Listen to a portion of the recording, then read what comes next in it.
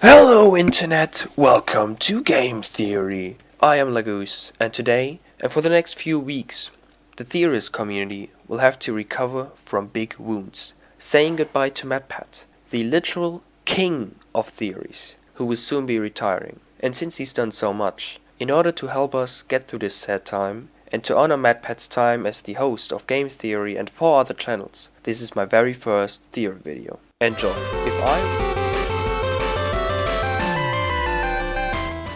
If I were to combine granny and horror in a sentence, would you remember the mobile game back from 2017? It's a horror game that is set in an actual universe with other games. Slendrina, for example, if you haven't heard about it, it's another horror game that's on mobile mostly, has about 6 or 7 other games that are all linked to Granny's main 3 games. But who are all these people in these games? Let's get to it. To start things off, I think I would have to sum up the 3 Granny and Slendrina games in order to keep everyone up to date. Let's start with the easier ones, the Slendrina games. Most of the Slendrina games are all built very similar. All of them contain you trying to achieve something, and in order to get it, you need to collect 8 parts of something. For examples, parts of a key, elevator parts, or even book pages. In all of these games, Slendrina, a ghostly figure, is going to appear randomly, and if you don't turn around fast enough, once she appears, you'll die. Besides that, in some of the games, there are secondary characters, like a creepy baby, a weird woman that looks very similar to Granny, and Nosferatu. In all of the Granny games, however, we have 5 days to get out of Granny's house. In the second and third game, we meet Grandpa, and on top of that, we see the characters from the Slendrina games, including Slendrina herself. But just why is Granny connected to those characters? In the Slendrina games, we find out Slender Man himself is the husband of Angeline, the elderly woman similar to Granny. They are the parents of Slendrina, which is made very clear in the games. Then, we know for another fact that Slendrina has a husband, who is Nosferatu, the vampire, and they have a child, that baby thing. But the question is still there, who are Granny, Grandpa? And what is Angeline's head doing on a spider? When you start doing research, the most agreed answer on the first question is that Granny and Grandpa, as their names already imply, are the grandma and grandpa of Slendrina, not us. That is heavily hinted to in all of the games.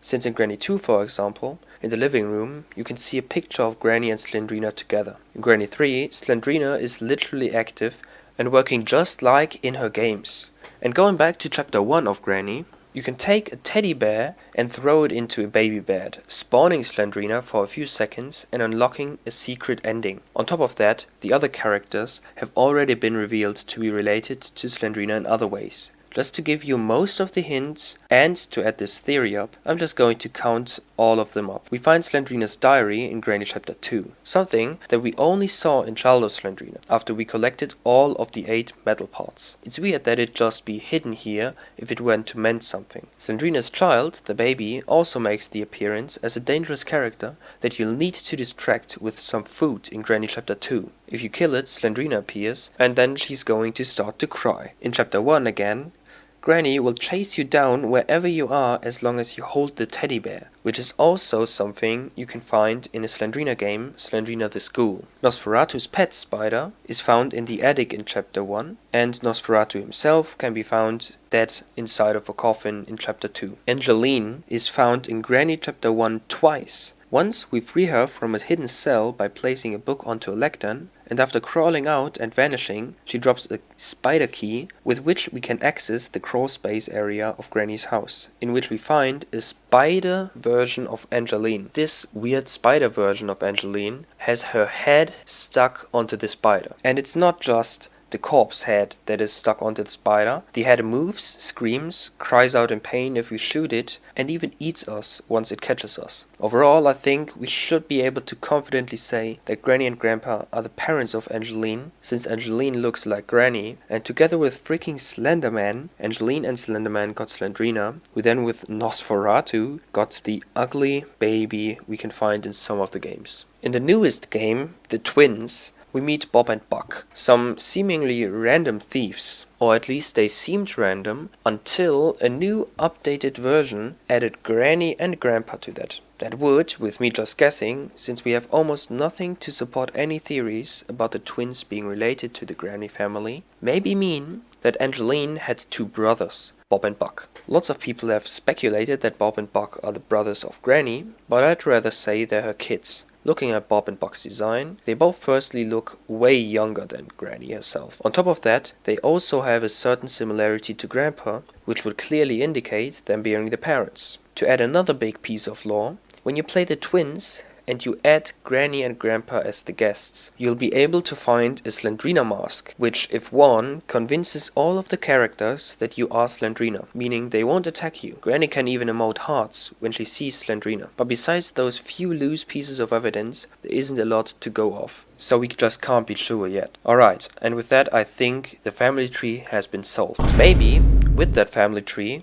we can now piece an actual story together. The first big piece of story we get is a page of Slendrina's diary. In it, she talks about how she had a pretty good day and that her mother made dinner. She suddenly talks about how dizzy she got after that, as well as the pain and nausea her father suddenly got too. The diary page then cuts off. Now a crucial piece of lore is the date. The 10th of July 1892, because with that we can now have an overall starting point of the story, and since we now know where it takes place and now when it takes place, Angeline has obviously poisoned Slendrina and Slenderman. That could possibly explain the hate some other characters showed toward Angeline in the Granny games. Just like why Granny in Chapter 1 and Nosferatu in a Slendrina game have locked her up and why she's crying on a bed in House of Slendrina. We can find a grave that reads Slendrina's name on it in Slendrina Forest. And we can also find Nosferatu twice inside of a coffin. Slendrina and Slenderman, in his brief cameo, always appear as ghosts, whereas Granny, Grandpa, and Angeline, as well as Nosferatu, appear alive or at least undead. Although, we have to realize that Angeline is present in two different forms. She can sometimes be just an undead character, just the way she is when we are chased by her in Slendrina the Forest and Slendrina Asylum, but she also appears as the spider monster in Granny Chapter 1 and House of Slendrina. In Granny Chapter 1, we can find a small letter left by a previous victim, giving us a gameplay hint and some lore bits. That person tells us that he was randomly kidnapped by Granny and that he doesn't know why she does that. Obviously, we should then be another victim, which would mean Granny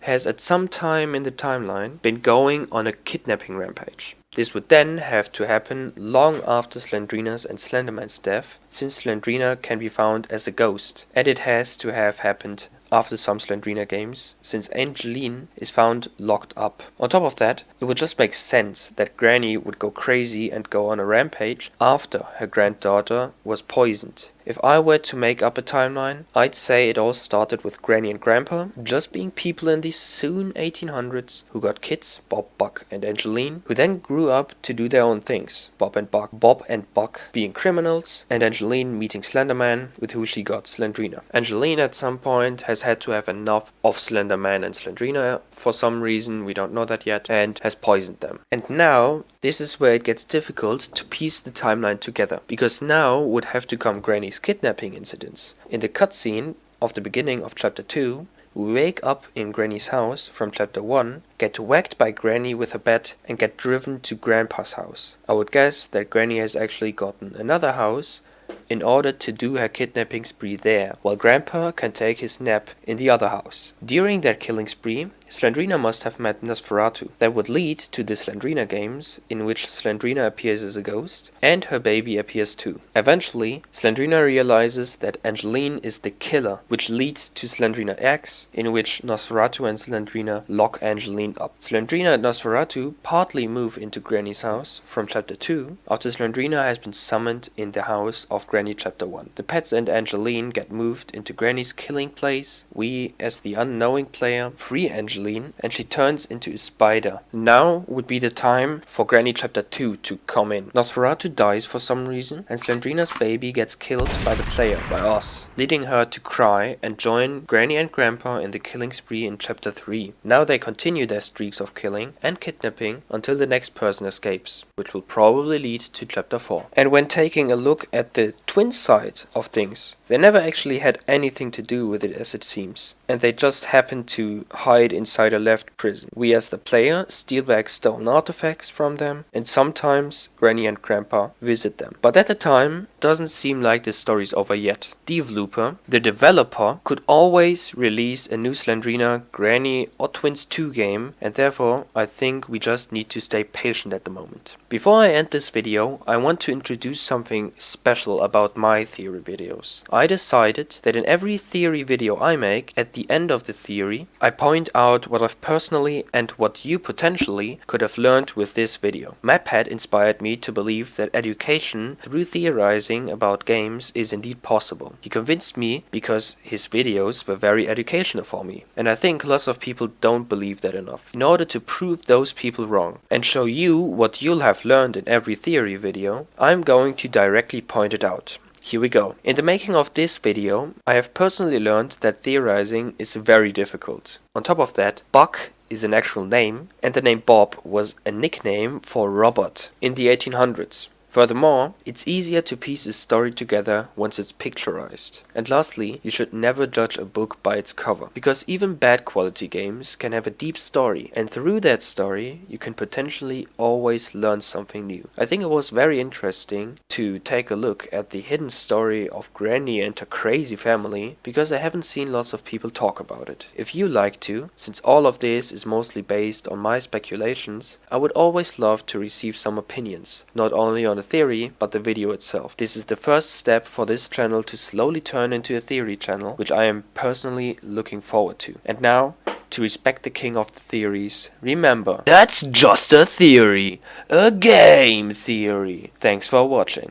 Thank you, MATPAT, for all of the work you have done in those 13 years. You have been and still are my favorite YouTube channel, simply because you do things so differently. You're an amazing content creator, and you'll never be forgotten. You have formed my childhood, and I thank you for that. See you next time.